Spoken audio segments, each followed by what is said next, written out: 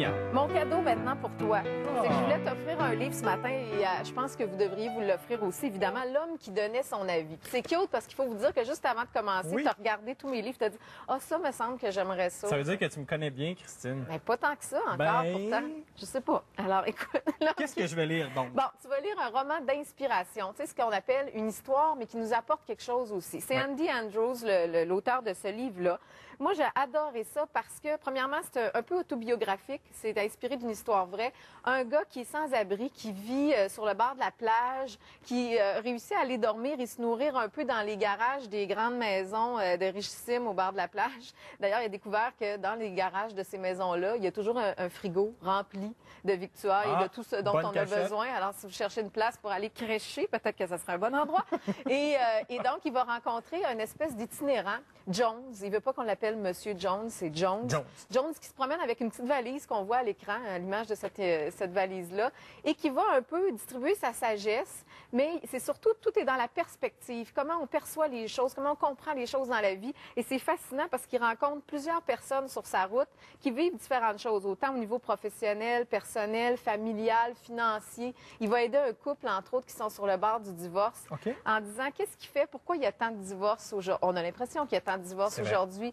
Qu'est-ce qui se passe? Comment est-ce que ça se peut qu'on puisse continuer, rester comme dans les débuts, entretenir cette espèce de flamme-là? Donc, regarder les difficultés, mais de l'autre côté, du côté positif. Oui, puis en même temps, il nous ramène à des choses assez essentielles. Puis je vais vous donner juste ce petit indice-là, ce truc-là, si on peut dire. Il dit, tu sais, quand on tombe en amour avec quelqu'un, il y a des choses qu'on aime de la personne, je veux dire. Puis en même temps, on faut pas se changer complètement. Le but, c'est pas de se fondre dans l'autre puis de devenir, tu sais, bon, t'as plus de vie ou tu fais tout. Les différences. C'est ça, puis tu fais tout, mettons, pour l'autre, pour qu'il t'aime, puis tu t'oublies complètement là-dedans. C'est pas, tu sais, on dit, bon, ça, c'est pas l'idéal, sauf qu'au début, c'est quand même des fois ça qui arrive. C'est vrai. Tu sais, le gars, il aimait aller à la pêche, elle aime pas ça, il arrête d'y aller, mais là, ils sont super en amour, ça va bien, le petit frisson, tout ça.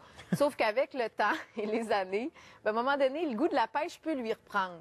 Et qu'est-ce qui arrive, c'est que s'il rencontre une fille un jour qui, elle, aime la pêche aussi, et que là, lui, ça s'est effrité un peu. C'est là le danger. Oui, c'est ça. Alors, ce genre de choses, j'ai l'impression de vous donner un cours sur la vie de couple ce matin, c'était pas mon but. Non.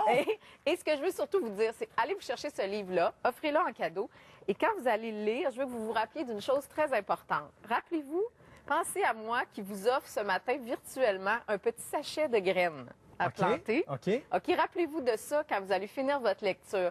Moi, j'ai pleuré à la fin. C'est un magnifique cadeau de vie. Et c'est pour ça que je voulais te l'offrir. Alors voilà. Et je te donne les petites graines pour aller avec et tu comprendras à la fin de ta lecture pourquoi je t'ai donné ça. Je t'en reparle et je vous en reparle. Je pensais que tu allais lire tout de suite la fin. Fais pas ça. Non, jamais.